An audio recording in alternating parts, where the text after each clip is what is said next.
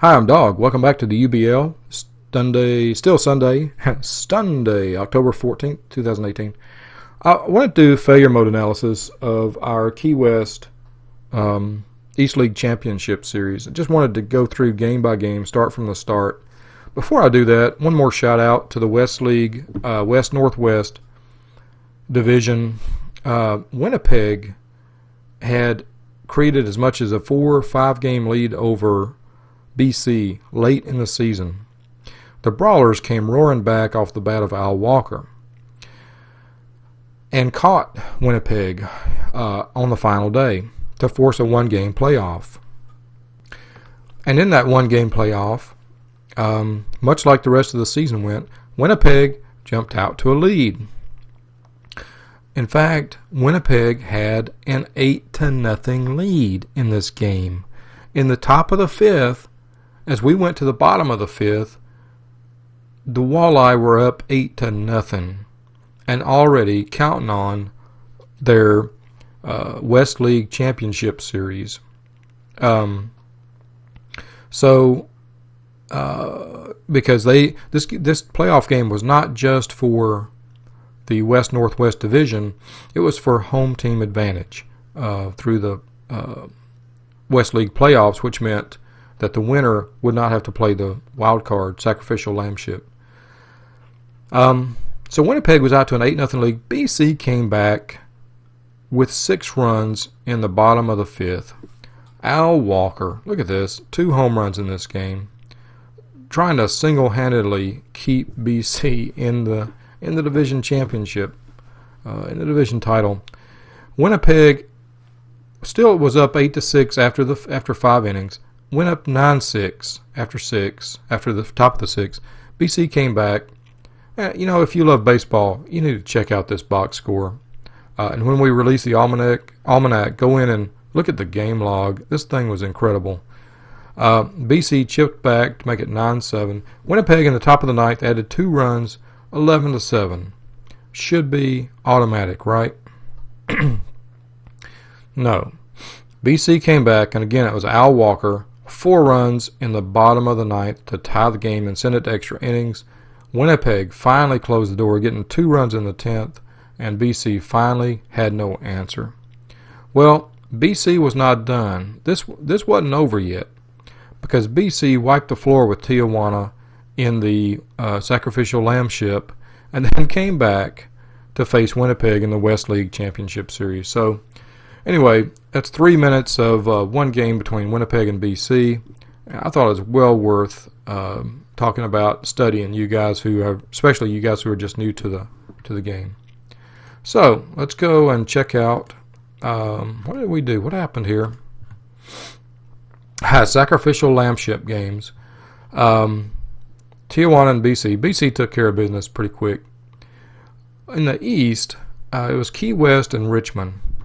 And Ramon Ramos got the win. He started as he should have in the wild card series and got the win. Pitched a strong game.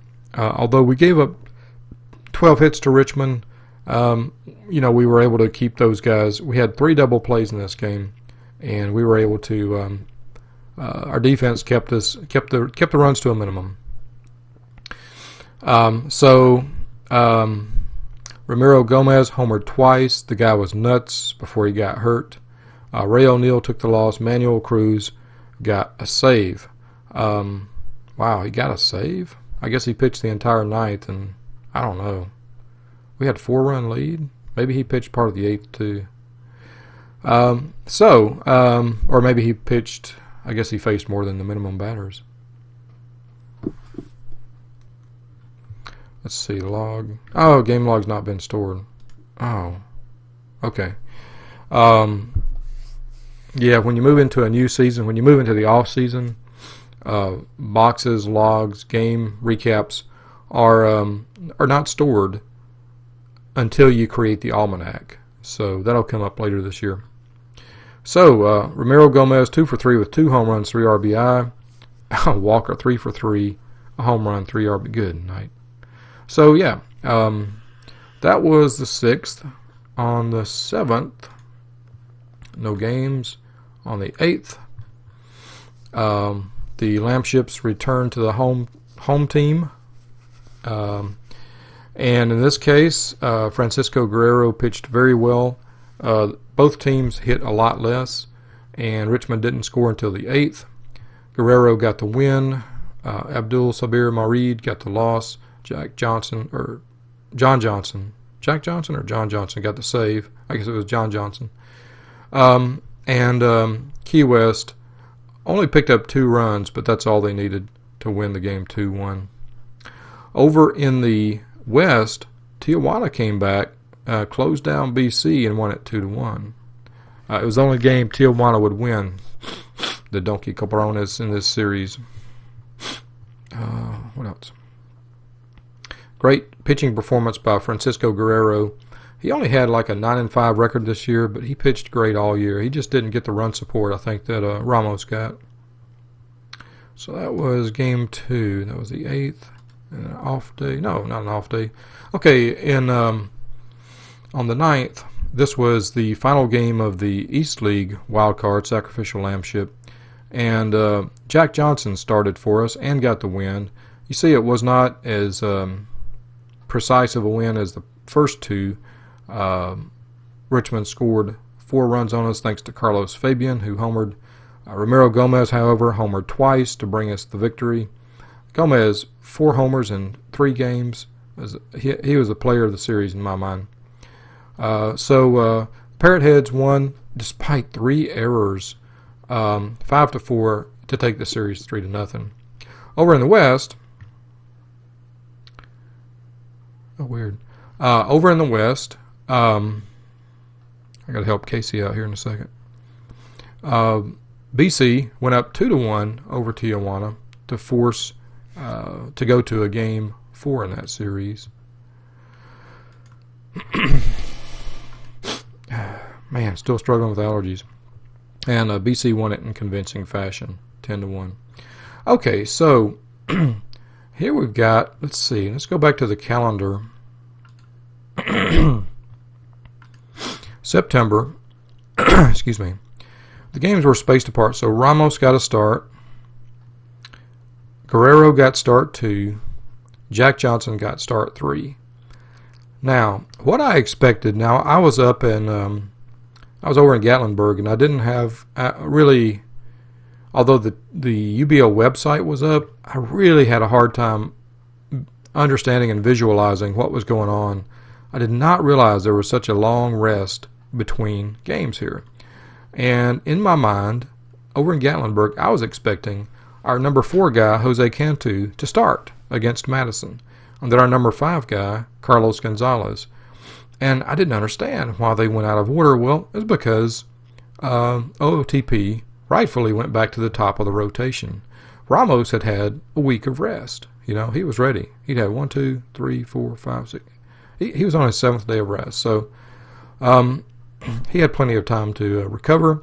And so we rightfully began the rotation at the top.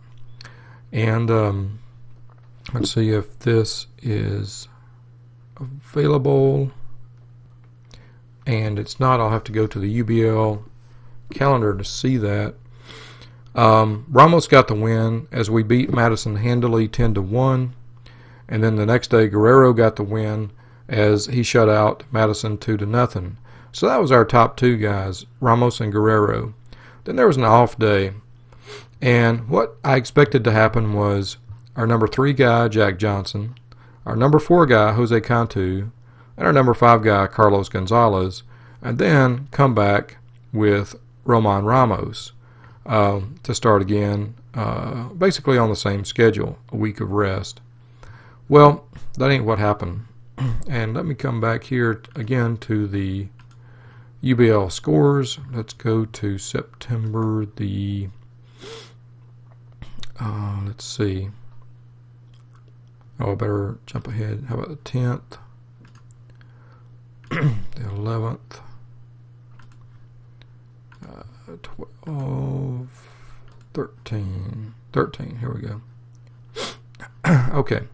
Okay, from what little we can gather from this information, Ramiro Gomez, player of the game, 3 for 4 with a home run, 3 RBI. he keyed and ignited the Key West offense. Meanwhile, basically, which went from start to finish. Meanwhile, Roman Ramos took care of business and shut down the Fighting Favres after allowing them a run in the first. Rodney Duncan also homered, and Jean Vignal took the loss. This was a great outing for Key West, obviously, and a poor outing for Madison. Does that work? To the 14th, yeah. Game 2 was a pitching duel, and this one went scoreless through 9 until we got to the 10th inning. And, man, I wish I had the box score in the log here to step through that. But Manuel Cruz got the win in relief. Brett Brown took a rare loss in relief, and Key West won 2-0. Now, I had studied the box a day or two ago, and what happened here was simply Madison's bullpen imploded. If I'm thinking about the right game, there was a wild pitch. Let me see if I can pull it up on the website. Oh yeah, here we go. All this is up on the website, so excellent. Let's go back to the 13th right quick. We'll go into the box scores, and oh yeah, Jose Hernandez got 3 of Madison's 4 hits in that first game. Everybody else was pretty much skunked. Cervantes got a hit. Wow. Meanwhile, our Dalton was skunked. Wow. But the rest of our lineup hit well. Gomez and Duncan homered. 3 errors, though. Let's see. Who made those? Was that the game of 3 errors? No, it was not. Oh, that was the last Richmond game. Okay, so game log. Well, there's no real use going to the game log. Who started it for us, by the way? Dalton grounded out. Hamilton was hit by a pitch. Vignal hit Hamilton with a pitch. Cummings doubled Hamilton to third. Gomez grounded out. Hickey, you're the man, doubled everybody in. Lopez struck out swinging. That's fascinating. Fascinating. Oh, Ramos did not get a great start. Gave up a single to Hernandez. Cervantes hit into a fielder's choice. Man on first. Cervantes still second. And Feliz walks on 4 pitches. Tomas Ortega is up. Cervantes still's third. Oh, man. Ortega walks. Feliz. Bases are loaded in the bottom of the first. Rick Lester, sac fly, and Cervantes scores. But Blandino, with 2 guys on, strikes out swinging. Wow. That was probably the critical at-bat of the entire game right there. Ramos won it. So that was game 1. Move over here to the 14th, game 2. And let's take a look at the box scores first. And again, Guerrero got the win, 7.2 innings, 9 strikeouts. That's awesome. Who wouldn't want this guy coming back as soon as possible, right? Jack Johnson, Manuel Cruz worked 2 innings in relief. I noticed at one point that Cruz was tired, and I really wanted him rested. And I don't think his being tired hurt. But Brown. Okay, let's find out what happened. Madison made 2 errors. Tommy Morrison and Spike Davis. No, Spike? Is that right? Crash Davis. Let's look at the game log. Wow, this game was tense. Jorge Martinez threw a wild pitch, and Cummings ended up at third base. Oh, wow. E5. Third baseman threw away the throw to first. Cummings ended up at second. Wild pitch to third. Ramiro Gomez hit the ball deep, but not deep enough. Wow. Oh, same thing for Madison. Got a runner to third. No dice. Wow. Wild pitches. These guys had some jitters. All right, let's go to, but some great clutch hitting. Here in the bottom of the 8th, Jose Hernandez tripled. That chased Guerrero. John Johnson came in, walked Jose Cervantes, but struck Feliz out swinging. Lefty on lefty. Scoreless in the 9th. 2 great relief pitchers. In the 10th, what happened? Barry Cummings, the man, Barry White, doubled, but out at third, trying to stretch it to a triple. Oh man, that is a cardinal sin. I wonder what his base running instincts are. They must not be great. Oh man, extra innings, you double to lead off. Terrible time to try to stretch it, and I think his speed is not that great. Meanwhile, Ramiro Gomez singled. Gonzo hit for himself, struck out swinging. Why was he hitting? Cruz was pitching. Is that the best we had for a pinch hitter? Okay. Wait a minute. What was Gonzo doing? When did he come in? Who did he replace? Did he replace Roger Green? Oh my goodness. That was weird. He must have replaced Roger Green for some reason. Okay. Anyway, Gonzo's in, struck out swinging. Manuel Cruz hit for himself, reached on an error by the catcher. Gomez went to third. Combs singled in. Balk! Yes, Brown. Okay, Madison imploded here. Error on the catcher. Brown balks in a run, and then Combs singles in the second run. Oh, man. Yep, Madison shat the old bed in game 2, but don't waste your pity on Madison. They got her done. I'm up to 17 minutes. Let's see. Game 3. Game 3, Jammer had complete control over us in Game 3. Madison out-hit us 9-5. The big hit, or the big inning, was inning 8. It was a 1-1 game before inning 8. Jack Johnson had a good start. John Johnson blew up. And this is the game where Ramiro Gomez was injured, and that was a tough blow for us. What happened in the 8th? Oh, Russ McLean tripled in a run. That's good. That's good. In the 8th, Damon King, doubled in 3 runs off John Johnson. Ay. John Johnson. Oh, man. Game log. Let's go to the 8th inning. Top of the 8th. John Johnson's pitching. Hernandez singles. And is sacked over to first. Juan Feliz intentionally walked. Robbie Stout singles. Bases are loaded with 1 out. Rick Lester singles. Well, you know, lefty, if you're going lefty-righty, I'm not sure you bring John Johnson in at this point unless somebody else was tired, and then you walk a lefty batter. Well, finally, with bases loaded and 1 out, you have the matchup left versus left, but Lester comes through with a single in the hole between third and short, and Hernandez scores, and bases remain loaded. And now Damon King up, right-handed batter. Johnson's still in against lefty versus righty. Not good. King doubles. And 2-run score. Canales finally comes in, a righty.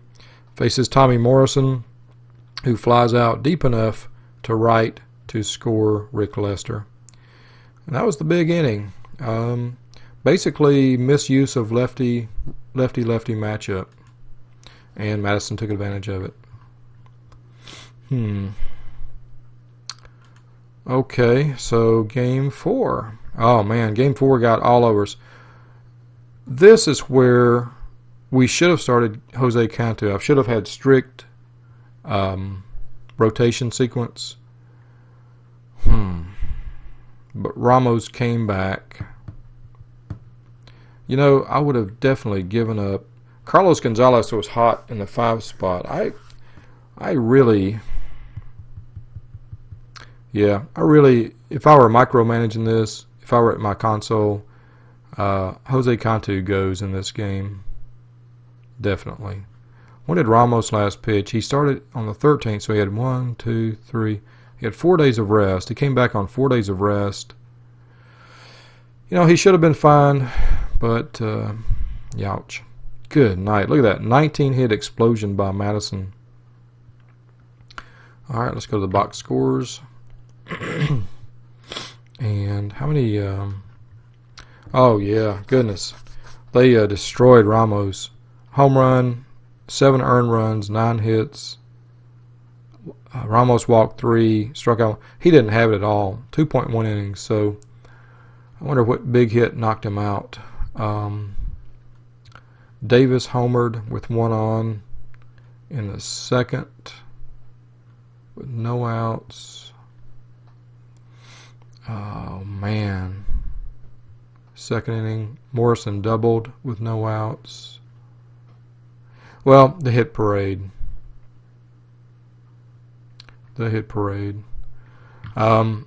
Yeah, by that point, 7 runs against Madison. It's going to be hard to make up. Juan Lopez tried to help our cause with a homer. Rodney Duncan with a double, but good night. Madison just exploded against our ace, Roman Ramos, on 4 days rest. Yep, Canales didn't help. He gave up 2 runs for an out. Yuck. Canales, that was a mistake. Should not have even done it. Let's see, how'd this game start out? Hernandez grounded out. Cervantes doubled. Battled to a double. Feliz hit a first pitch double. Ortega grounded out. Lester walked and Blandino grounded out. 2 doubles and a walk and 3 ground outs. Not an auspicious start. Meanwhile, Chad Holmes worked in sequence through the first. And in the second, wow, Morrison doubles. Crash Davis, 2-run home run. Davis finally came through for Madison. Holmes singles, fielder's choice, single for Cervantes. Hernandez caught stealing third. I wonder who was catching for us. Somebody actually threw a guy out. And Feliz strikes out swinging. Wow. And again, Holmes works through our rotation and our lineup in order. And how far does Ramos make it? Single. Still second. Still third. Single. Ortega scores. Wow, that's aggressive base running right there. Blandino took a walk. Ground out. Sent runners to second and third. Davis was walked to load the bases. Holmes singled. I think, yeah, definitely clear at this point that Ramos has nothing. Jose Hernandez came in to face Jose Hernandez, righty against righty. Fielder's choice. And, yeah. Yuck. Yuck for me. Yay for Madison. This game tied it up. And probably, I don't know, who knows. It tied it up. It was not a pleasant deal for the Parrotheads to see their ace get destroyed like that. So let's see. Guerrero would have pitched the 14th. 1, 2, 3, 4. So he had 5 days of rest. He would have been fine. He should have been fine on 5 days rest. He would have been better on 6, I think. 19th. Close game. Guerrero took the loss despite a good pitching performance. Martinez got the win. Boyd got the save. Nobody hit a home run. Let's look at quickly at the game log. Dalton struck out swinging. That's a good start for Martinez. Hamilton singled. Duncan fielder's choice. Lopez singled, and Hamilton went to third. Hickey doubled. and oh, I'm sorry, not Hamilton. Yeah, Hamilton went. Oh, no, Hamilton was cut down. I got it. Hamilton, Duncan's fielder's choice cut down Hamilton at second. So Duncan was at first. Lopez singled, and Duncan hustled over to third. Beat the throw. Hickey, the man, doubled in Duncan. Lopez was left at third when Armstrong struck out swinging. Armstrong was in a terrible slump. He was ice cold through the postseason. The second, we had something cooking in the third. Dalton walked. Hamilton singled. Duncan walked. We had bases loaded with no outs. Lopez lined out to second. Drat. Pop up? No, a fly out. F4. That was that an infield fly? Must have been. Hickey, after that monstrous double in the first, came up with bases loaded, one out, and flew out to shallow left. Not enough to score Hamilton. Dog. And then Gomez grounded out. Drat. So we had a golden opportunity in the third, bases loaded, no outs. We blew it. And we had base runners all in every inning. Okay, in the fourth, and this was a low-scoring game, so every one of those runs would have counted. Mark Combs. Mark Combs really worked the count to get a single. McLean struck out looking. Oh, gosh. 4 pitches. Guerrero tried to sack bunt. Out. That's a classic case of not doing the things it takes to win. Combs worked hard to get on base. McLean struck out looking on. He took 3 called strikes. He took 4 called pitches. He just stood there with the bat on his shoulder. This is not what it takes to win in the postseason. Guerrero bunted foul twice. Finally got a bunt in fair territory. Couldn't move the runner over. So, little things like that. You got to have that in the postseason. Bottom of the fourth, Feliz grounds out. Ortega singles. Rick Lester triples. The big hit of the game right there, Rick Lester. And Blandino hits a sac fly deep enough to score Lester. And that's all we needed, or that's all Madison needed in a close game like this. Guerrero put out a fire in the seventh. Oh, man. Madison left 3 guys on base. 3 men on base with 1 out. A single, a walk, and a single. Cervantes pops up, and Feliz grounds out. Pitcher to first. Well, that's good. Wow, top of the ninth. Jacob Boyd pitching. Combs grounds out. McLean grounds out. Cummings grounds out. 1, 2, 3. Madison takes the game. Close game.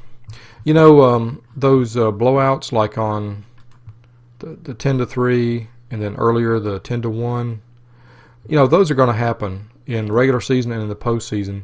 The games that you really need to win are these games. And Madison got it done to take a 3-2 lead in the series. This game really could have gone either way. So Guerrero, I'm not going to blame the rotation on this one. Guerrero pitched extremely well. And the next game, though, Jack Johnson would have pitched, our number 3. But, in a game 6 where we're facing elimination, you really want your top guys in there. You don't want the bottom of the lineup in there. So I kind of wanted to kind of give up a little bit with our number 4 guys. Madison has hit Jose Cantu pretty well. I kind of, I was willing to take a loss earlier in the series to get Ramos and Guerrero back in game 6 and 7. Anyway, oh well. Enough crying. Cantu actually got the start here. It should have been Jack Johnson. Not really sure why. Skip Jack Johnson. I guess Cantu was more rested. That's okay. So anyway, Madison made this one a no-doubter early. Tomas Ortega homered, and the Favres got up to a 5-0 lead in the second, despite being out hit by the Parrot Heads 10-9. So Madison made the most of its hits, 9 runs on 9 hits, and Key West did not, 4 runs on 10 hits. Let's see how it transpired. Oh, a quick 1-2-3 inning for Jose Cantu in the first. Duncan was left on base for Key West in the bottom of the first. In the top of the second, big things afoot here. Ortega starts off with a single. Lester singles. Blandino walks. Bases loaded. Nobody out. Ouch. Walks on 4 straight pitches. Dadgummit. Oh, man. And Morrison walks on 4 straight pitches. Pretty clear sign that your starter doesn't have it. Man, this is where you put the hook for Cantu? Oh, well. Not yet. Crash Davis comes up. Doubles. Brings in 2 runs.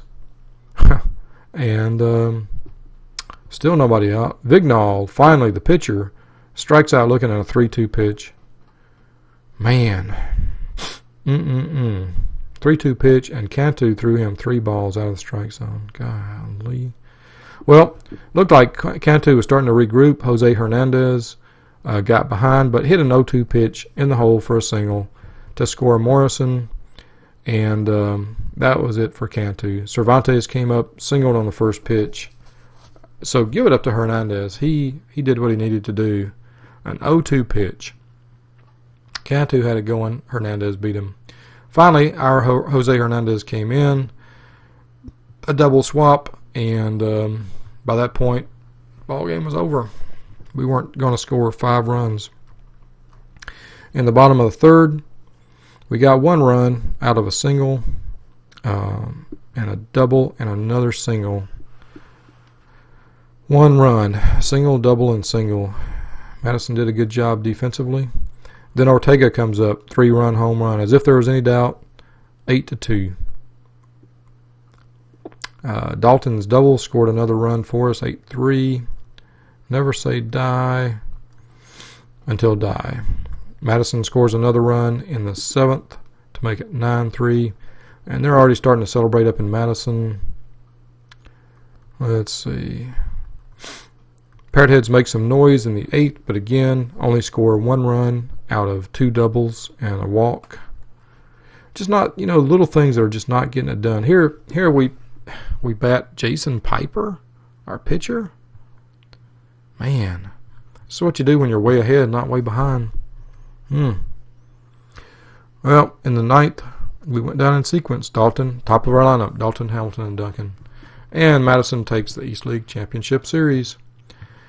Wow. Well, I'd say, if I can summarize this, not having precise control of my rotation, not making the change I needed to make in my rotation to run a strict order probably hurt us. Although if I'd run strict order, if I'd started the sacrificial lampship in strict order, that would have meant that I would have had Cantu and Gonzalez starting games 1 and 2 of the East League Championship. If I'd been at the console, run it in strict order, 1, 2, 3 in the sacrificial lampship, and then started over in strict order in the East League Championship Series, yeah, I probably should have done that. Not sure it would have made a difference, though, but who knows. The other thing was, our guys just didn't, we made a lot of little errors where we didn't get things done. Didn't put down the sacrifice bunt when we needed to. Pinch hitting our pitchers instead of hitters. Was our lineup so depleted? Maybe our lineup was just so depleted with injury. I know Armstrong was down. Oh well. So I didn't really see anything that just struck out to me as anybody tremendously failing to get stuff done. I know Russ McLean was ice cold. Jerry Armstrong was ice cold. But when you face good pitching, your batter's going to be that way. So yeah, just a couple of little minor things, and don't know if I could have had any positive effect if I'd been here. But again, congrats to Madison for taking the East League Championship Series and bringing the UBL trophy to the East League again. All right, guys, I'll talk to you next time with more arbitration updates.